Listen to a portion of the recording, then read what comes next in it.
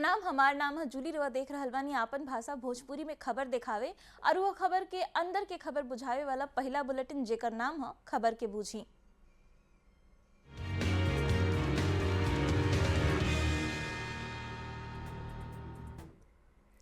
बिहार में गर्मी आपन चरम पर बा। कई गो शहर में पारा 40 के पार पहुंच चुकल बा और अब ही एक दो दिन आरू उमस भरल गर्मी के रहे के आसार बाटे। माने कि बिहार के लोग के अभी कम से कम 2 दिन गर्मी के टॉर्चर झेले के पड़ी। नहीं गर्मी इतना 1 घंटा से लागल। 1 घंटा से लाइन में अभी 1 घंटा लागल।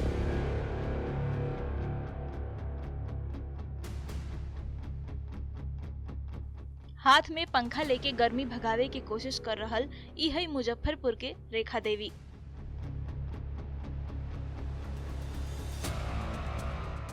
एक तब पारा 40 के पार बा, ऊपर से अस्पताल की लंबा लाइन।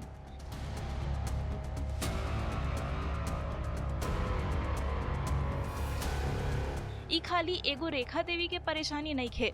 SKMCH के बहरी लाइन में लागल इस सब लोग के हालत देख के स्थिति के अंदाजा लगावल जा सकता। परेशानी तो होबे करे, गर्मी हां लाइन में लगे है तो परेशानी तो होबे करे। गर्मी के चपेट में खाली मुजफ्फरपुर नहीं है बल्कि पूरा बिहार बा। मुजफ्फरपुर के तरह सीतामढ़ी में तापमान 40 डिग्री से बेसी पहुंच चुकल बा, जेकरा चलते बड़ संख्या में लोग लू के चपेट में आ रहल बाड़े और सबसे बेसी परेशानी दैनिक मजदूर लोग के होखता। बड़ बाती बा कि बिहार के लोग के अब ही 2 से 3 दिन तक गर्मी से राहत मिले के कवनो उम्मीदों नहीं है। 2-3 दिन उमस भरल गर्मी ऐसे ही बनल रही और कम से कम 3 दिन बाद ही तापमान में हल्का गिरावट हुई। 16 जून के बाद हल्का बारिश के आसार बा। मौसम विभाग बिहार के 17 गो जिला में हीट वेव के लेके अलर्ट जारी कर देले बा। गर्मी अधिकांश भागों में आज और कल तो बनी रहेगी, लेकिन 15 जून से थोड़ी वेदर और भी एक्टिविटी होने के चांसेस बन रही है। पटना में हीट वेव के लेके खास तरह के निर्देश दिल गईल बा। स्कूल कोचिंग के टाइमिंग के लेके निर्देश दिल गईल बा। सवेरे 11 बजे के बाद क्लास ना चली। आंगनबाड़ी केंद्र सुबह 10 बजे तक चली और कोचिंग शाम 4:30 बजे के बाद ही चली। Bureau report, news 18। तो चलिए अब खबर के बूझ लेल जाओ। बिहार में गर्मी के लेके मौसम विभाग के वैज्ञानिक का कह रहल बाड़े। सबसे पहले ई बूझी। बिहार के 17 गो जिला में हीट वेव के लेके अलर्ट जारी कर दिल गईल बा। कुछ जिला में हालांकि हल्का बारिश के आसार बाटे। 1-2 दिन तक गर्मी से राहत ना मिली ऐसन अनुमान बाटे मौसम विज्ञान विभाग के।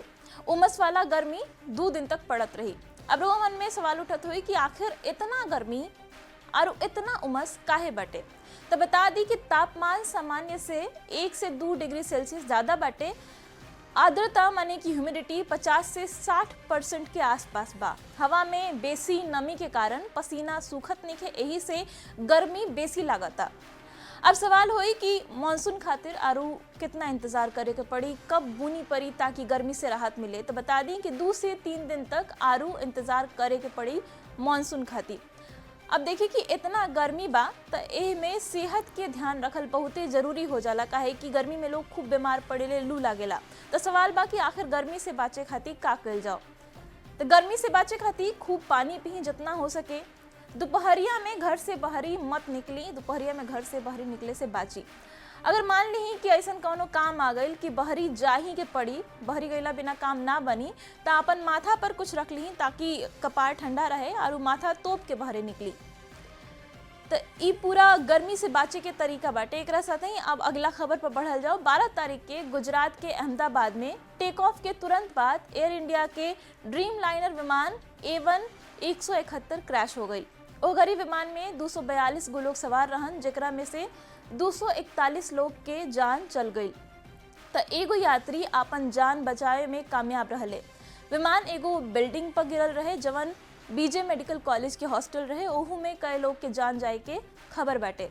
बाकी अब विमान के ब्लैक बॉक्स मिल गई बा, जेकरा से ई पता लाग सकी कि विमान के हादसा आखिर भइल कैसे। तो ई बहुते बड़ जानकारी बाटे। ब्लैक बॉक्स के अब जांच हुई। तो ब्लैक बॉक्स अब मिल गई बा। तो खबर के बूझी। विमान हादसा के बाद सबसे बड़ सवाल बा कि ई आखिर एयर इंडिया विमान के हादसा के वजह का बटे, कैसे हादसा भइल। दूसर का सवाल ई कि हादसा के वजह कैसे पता लगी कि आखिर हादसा भइल कैसे, एकर कारण का रहे, ई पता लगावे के तरीका का बा। जवाब हटे ब्लैक बॉक्स। अब बुझे कि ब्लैक बॉक्स आखिर का है जेकरा से विमान हादसा के बारे में पता लग सकेला।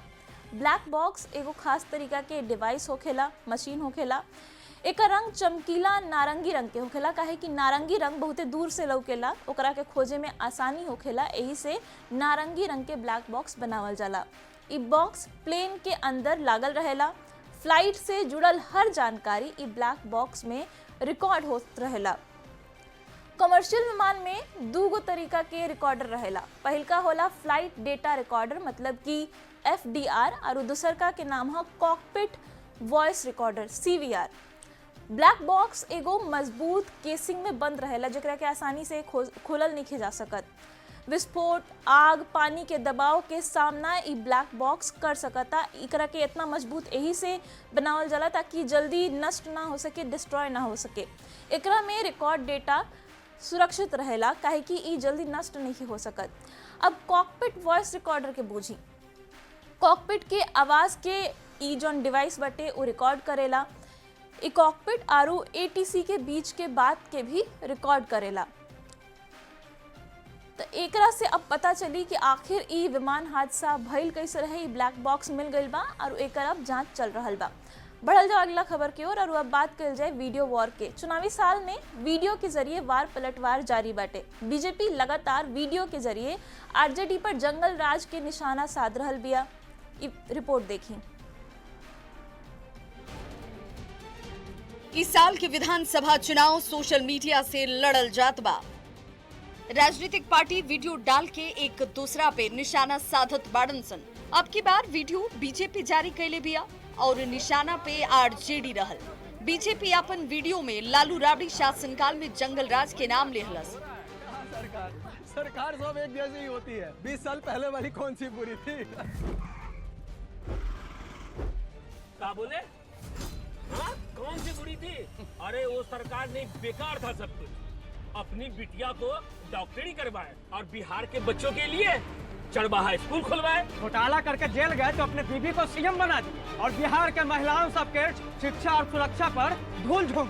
तब खुद के 9वीं फेल बेटा को डिप्टी CM बनवाए और रेलवे की नौकरी के बदले हमारी जमीन खा गए। सोशल मीडिया पे बीजेपी के वीडियो आते इ पर सियासत भी शुरू हो गई बा। GDP माइनस में थी, बिहार से माइग्रेशन चरम पे था। माता पिता अपने कलीजे के टुकड़ों को, छोटे छोटे बच्चों को, दूसरी तीसरी क्लास में पढ़ने वाले बच्चों को बाहर भेज देते थे पढ़ने के लिए कि वो सुरक्षित रह सके, अच्छी शिक्षा मिल सके। क्योंकि लालू के बच्चे तो मेडिकल इंजीनियरिंग कर रहे थे, पर बिहार में सिर्फ चरवाहा विद्यालय खुल रहे थे। वर्तमान सुशासन की सरकार में बिना भेदभाव और बिना जमीन, बिना रिश्वत के बिहार के नौजवानों को सरकारी नौकरी मिल रही है, यह कौन नहीं जानता है। लाखों की संख्या में पिछले 20 वर्षों के दरमियान बिहार सरकार में नीतीश कुमार जी ने सरकारी नौकरी देने का काम किया है। अरे वीडियो बनाने का शौक है तो थाने में चले जाइए, कैसे शराब का वहाँ पर धंधा हो रहा है। वीडियो बनाने का शौक है तो ब्लॉग पर चले जाइए, कैसे पैसे के बिना एक ही काम नहीं होता है। वीडियो बनाने का शौक है तो पटना आइए, वहाँ पर कैसे दिन दहाड़े घर में घुसकर लोगों को मारा जा रहा है। लॉ एंड ऑर्डर की क्या स्थिति है। जनता दल यूनाइटेड की डबल इंजन की सरकार ने क्राइम कैपिटल बना दिया और परिवारवाद पे वीडियो जारी कर ये बात करते हैं एथिक्स की। बीजेपी बार बार अपन वीडियो में लालू राबड़ी राज के याद जनता के बार बार दिलावतिया। ये दावा कल जाता कि बिहार उ जंगल राज के ना भुलाई। एकरा जवाब में विपक्ष यानी RJD अभी के हालात और लॉ एंड ऑर्डर के लेके सरकार पर हमला करत बा। पटना संवाददाता अमित कुमार और शैलेंद्र कुमार के साथ है ब्यूरो रिपोर्ट न्यूज़ 18। तो वीडियो लगातार दोनों दिन से जारी कल जाता, सत्ता पक्ष और विपक्ष। अब चलिए चुनावी साल में वीडियो से लड़ाई के बूझल जाओ। बीजेपी के कहना बा कि बिहार जंगल राज के ना भुलाई, बिहार खून, आंसू, दहशत के काल के ना भुलाई। बार बार बीजेपी की तरफ से दावा कल जाता। एकरा के लेके वीडियो जारी कल जाता। बीजेपी लगातार आंकड़ा के जरिए लालू प्रसाद के कार्यकाल में अपराध के याद दिला रहल बिया। लालू के शासन में 50,000 से बेसी हत्या भइल रहे, ई बात बार बार बीजेपी की तरफ से कहल जाता। 32,000 से बेसी अपहरण के केस लालू राबड़ी शासन काल में आयल रहे, ई बीजेपी के दावा बा। 4500 से बेसी बलात्कार भइल उकाल में इहो बीजेपी के आरोप बटे। 118 जातीय नरसंहार के आरोप भी लालू राबड़ी शासन काल पर बीजेपी लगा रहल बिया। बीजेपी के आरोप बा कि जंगल राज में अंधेर गर्दी रहे, आरजेडी के कार्यकर्ता गुंडागर्दी करत रहन, कानून तब कमजोर हो गए रहे और गरीब दुखिया पर अत्याचार होत रहे जब लालू प्रसाद चाहे उनकर पत्नी राबड़ी देवी सत्ता में रहे लोग। तब गुंडा राज वाला रक्त रंजित साल ना भुलाई बिहार, ई बीजेपी बार बार कह रहल बिया अपन वीडियो के जरिए, अपन बयान के जरिए और आरजेडी के घेर रहल बिया। बीजेपी के आरोप बा कि दिन दहाड़े अपहरण, हत्या, बलात्कार, चोरी, डकैती, नरसंहार लालू राबड़ी शासन काल में होत रहे। वीडियो के जरिए यह सब बीजेपी याद दिलावे के कोशिश कर रहल बिया बिहार के जनता के। बीजेपी आरोप लगेलस कि जब लालू प्रसाद और राबड़ी देवी मुख्यमंत्री रहे लोग तब मास्टर रहन, बाकी उनका लोग खातिर नौकरी ना रहे। तब पढ़े वाला लड़का रहन स, बाकी ओकनी खातिर स्कूल ना रहे। पोल रहे, बिजली के खंभा रहे, बाकी ओमे बिजली ना रहे। गढ़ा रहे, बाकी बिहार में कहीं आए जाए खातिर सड़क ना रहे। बीजेपी के आरोप बा कि लालू परिवार में घोटाला वाला संस्कार बाटे। चारा घोटाला से लालू रास्ता दिखौलन तो तेजस्वी यादव जमीन घोटाला कैलन, ई आरोप बाटे बीजेपी के आरजेडी पर। साथ ही बीजेपी के इहो आरोप बा कि रेलवे में लालू लैंड फॉर जॉब घोटाला कैलन, नौकरी के सपना दिखा के जमीन हड़प लेलन। एकरो के लेके लगातार निशाना बीजेपी साध रहल बिया। एकरा साथ ही जो एगो आरू बड़ मुद्दा बा उ बा परिवारवाद के। परिवारवाद पर भी बीजेपी लगातार आरजेडी पर तंज कस रहल बिया। बीजेपी आरोप लगैलस कि लालू प्रसाद परिवारवाद के थोप के अंधकार फैला देलन। लालू खाली आपन परिवार के बढ़ैलन, बिहार के ना बढ़ैलन, ऐसन कहनाम बाटे बीजेपी के। लालू राबड़ी राज में बर्बादी आरू तबाही भइल। लूट तंत्र के याद के आज के लूट तंत्र जौन भइल रहे ओकरा के याद करके आज के बिहार डेरात बा, ई आरोप बाटे बीजेपी के। 1997 में मोतीपुर, मुजफ्फरपुर चीनी मिल बंद हो गई। 1997 में लोहट चीनी मिल बंद भइल। 1993 में वारलिसगंज नवादा चीनी मिल बंद भइल। ई सब आरोप, ई सब फैक्ट, ई सब आंकड़ा बीजेपी लगातार पेश कर रहल बिया। एकरा के लेके लगातार निशाना आरजेडी पर, लालू परिवार पर साधल जाता। बढ़ल जाओ अगला खबर की ओर। मुकेश सहनी, वीआईपी के मुकेश सहनी चुनाव से पहले एक बार फिर से निषाद आरक्षण के बड़ दाव चल दिले बने। मुकेश सहनी कहले कि अगर प्रधानमंत्री नरेंद्र मोदी बिहार में निषाद समाज के आरक्षण देवे के मांग पूरा कर दी हैं तो ऊ उनका खातिर प्राण तक दे दी हैं। सहनी के बयान से अब सियासी मतलब निकालल जाए लगल बा। तू हमरा के आरक्षण दो, हम तहरा के प्राण दे दे। ई कहनाम बा वीआईपी के राष्ट्रीय अध्यक्ष मुकेश सहनी के। फिलहाल निषाद समाज के ओबीसी के तहत आरक्षण हासिल बा। बाकी सहनी बिहार में निषाद समाज खातिर एससी माने की अनुसूचित जाति के आरक्षण चाहत बाड़े। सहनी कहले कि अगर प्रधानमंत्री उनकर मांग पूरा कर दी है तो ऊ उनकरा खातिर प्राण भी देवे के तैयार बाड़े। इसके प्रधानमंत्री है, जब बंगाल में निषाद समुदाय को आरक्षण है, दिल्ली में निषाद समुदाय का आरक्षण है एससी का, तो बिहार में क्यों नहीं है? ये 77 साल बीत चुका है, अभी तक उन्होंने नहीं दिया है। तो जब भी देंगे तो उसके लिए अच्छी बात है, दे, पहले वो आरक्षण दे, और आरक्षण देंगे तो हमने तो ये भी कहा कि मोदी जी अगर हमसे प्राण मांगेंगे तो हम प्राण दे देंगे। सहनी के ई बयान पर बवाल मच गई बा। सम्राट चौधरी कहले कि वो महागठबंधन से भागे के तैयारी में बाड़े, तो अशोक चौधरी उनका के लेके सॉफ्ट कॉर्नर दिखावले। मुकेश सहनी ने कहा कि निषाद आरक्षण देते हैं प्रधानमंत्री उनके लिए जान दे देंगे। इस बयान का क्या निकाला जाता है? देखिए, वो छोड़ के भागना चाह रहे होंगे। सहनी के बयान के सब दल आपन आपन समझ के हिसाब से डिकोड कर रहल बाड़े।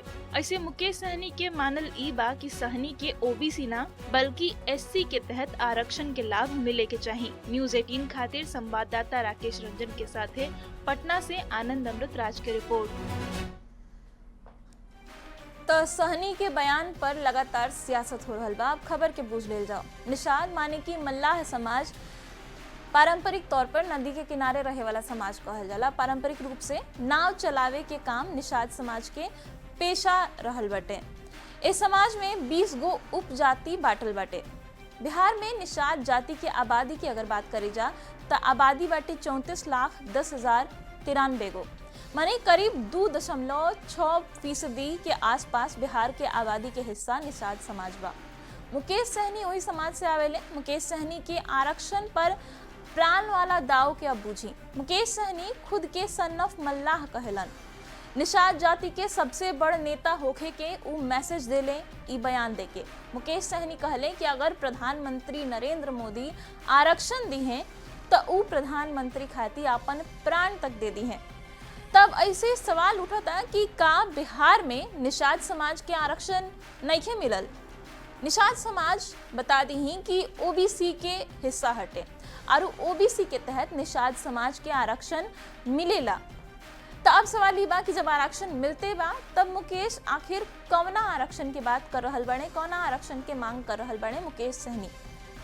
तो निषाद समाज के ओबीसी में जौन शामिल कर गइल बा ओकरा के अबू अनुसूचित जाति में शामिल करे के मांग कर रहल बने, एससी में शामिल करे के मांग कर रहल बने और एकरे तहत आरक्षण देवे के मांग कर रहल बने। दूसर दल के नेता का कह रहल बने इहो सुन ली। दोसर दल के नेता लोग के ई का नाम बटे कि मुकेश सहनी के मन अब डोल रहल बा। गठबंधन बदले खातिर मुकेश सहनी भूमिका बना रहल बने। ई आरोप दोसर दल के नेता मुकेश सहनी पर लगा रहल बने। मुकेश सहनी लगातार निषाद आरक्षण खातिर मांग उठावत तरन और कहत तरन कि जे निषाद के आरक्षण देती ही ओकरा खातिर हम प्राण दे देम। पढ़ल जाओ आगे। एनडीए सरकार के 11 साल पूरा होखे पर केंद्रीय मंत्री आरू बीजेपी के राष्ट्रीय अध्यक्ष जेपी नड्डा तमाम कामयाबी सरकार के गिनवैले आरू कहले कि 2014 से पहले सरकार भ्रष्टाचार आरू नकारात्मकता से भरल रहे। नड्डा कहले कि पीएम मोदी अब तक जवन भी कहलन उ करके देखैलन। मोदी बाणे तो मुमकिन बा।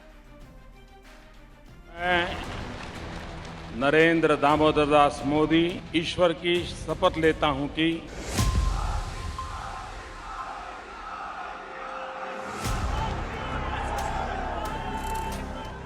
एनडीए सरकार के 11 साल पूरा हो गए। यह मौका पर केंद्रीय मंत्री और बीजेपी के राष्ट्रीय अध्यक्ष जेपी नड्डा उपलब्धि बतौले। वो 3 तलाक से लेके वक्फ एक्ट लागू करे तक के जिक्र कैले। ऑपरेशन सिंदूर समेत सरकार के सब योजना के जानकारी देले। जेपी नड्डा कहले कि 2014 से पहले के सरकार भ्रष्टाचार और नकारात्मकता से भरल रहे, लेकिन हमनी के विकसित भारत के बात करी लेसन। मैं बड़े गर्व के साथ ये कह सकता हूँ कि पिछले 11 साल में मोदी जी के नेतृत्व में चलने वाली सरकार ने भारत की राजनीति की संस्कृति को बदलकर न्यू नॉर्मल, न्यू ऑर्डर को स्थापित किया। 9 जून के तीसरा बार प्रधानमंत्री पद के शपथ लेके नरेंद्र दामोदर दास मोदी इतिहास रच ले रहलन। पीएम मोदी के तीसरा कार्यकाल के 1 साल पूरा भइल और प्रधानमंत्री के पद संभलला 11 साल। एक और बीजेपी और एनडीए के नेता सरकार की उपलब्धि गिना रहल बाड़े तो विपक्ष यह जश्न पर सवाल उठा रहल बा। कौन सा जश्न मना रहे हो भाई? सृजन जो 16,000 करोड़ डकारे गए, सेंटर होम की घटनाओं ने बिहार को कलंकित किया, उस पर जश्न मना रहे हो? मोदी सरकार के 11 साल पूरा होने पर जेपी नड्डा कहले कि हमने के 11 साल में विकसित भारत के आधार तैयार कैनी जा। एनडीए के पारदर्शी और भविष्यदर्शी सरकार है। लोग गर्व से कहले कि मोदी बाड़े तो सब मुमकिन बा। Bureau report, news 18। तो मोदी सरकार के 11 साल पूरा हो गइल बा और बीजेपी अब सरकार के उपलब्धि गिना रहल बिया। तो सबसे पहले ई जान ली कि ई 11 साल में बीजेपी के नीति का रहल।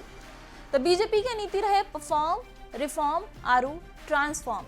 ये 3 गो नीति पर सरकार 11 साल से काम करत आ रहल बिया। अगर सिद्धांत के बात करी जा तो बीजेपी के देने से 3 गो सिद्धांत बतावल गई। सबका साथ, सबका विश्वास, सबका प्रयास, मतलब सभे के साथ, सभे के विश्वास और सभे के प्रयास।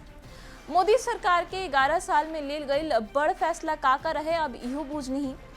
सबसे बड़ फैसला मोदी सरकार के कहल जाला कि जौन धारा 370 खत्म कइल गई वो बहुते बड़ फैसला रहे। एकरा अलावा 3 तलाक के फैसला भी बहुत बड़ रहे। 3 तलाक से मुस्लिम महिला लोग के मुक्ति दिलावल गई। नयका वक्फ कानून भी मोदी सरकार के एगो बहुते बड़ फैसला रहे। नागरिकता संशोधन कानून मतलब कि सीएए मोदी सरकार के बड़ फैसला में शामिल बाटे। एकरा अलावा नोटबंदी बहुते बड़ फैसला मानल जाला। महिला आरक्षण के जौन बात कइल गई, जौन महिला आरक्षण के बिल पास भइल उहो मोदी सरकार के बड़ फैसला रहे। अयोध्या में भव्य राम मंदिर के निर्माण जौन बीजेपी खातिर हमेशा से एगो बड़ मुद्दा रहे उहो कइल गई। फ्री राशन योजना जौन कोरोना काल में शुरू कइल गई उहो मोदी सरकार के एगो बहुते बड़ फैसला मानल जाला। आर्थिक आधार पर आरक्षण मतलब जौन इकोनॉमिकली वीक सेक्शन के आरक्षण मोदी सरकार में मिलल ओकरो के एगो बड़ फैसला मानल जाला। 11 साल में 11 गो योजना सरकार लेके आई। उज्ज्वला योजना सरकार लेके आई। एकरा अलावा प्रधानमंत्री आवास योजना, जनधन योजना, पीएम मुद्रा और स्टैंड अप योजना, किसान सम्मान निधि, पीएम कौशल विकास योजना, स्वच्छ भारत अभियान, सौभाग्य योजना, पीएम स्वनिधि योजना, आयुष्मान योजना, पीएम गरीब कल्याण अन्न योजना, इस सब योजना लेके सरकार आयल 11 साल में। एकरा के लेके लगातार बीजेपी प्रचार कर रहल बिया कहे कि मोदी सरकार के 11 साल हो गइल बा। एकरा के लेके विपक्ष निशाना साध रहल बा कि 11 साल में कुछ नहीं भइल। बाकी बीजेपी का नाम बा कि हमनी के भारत के विकास करनी जा। तो खबर के बूझी में अभी खातिर इतने। बाकी न्यूज़ 18 बिहार झारखंड पर खबर के सिलसिला लगातार जारी बा।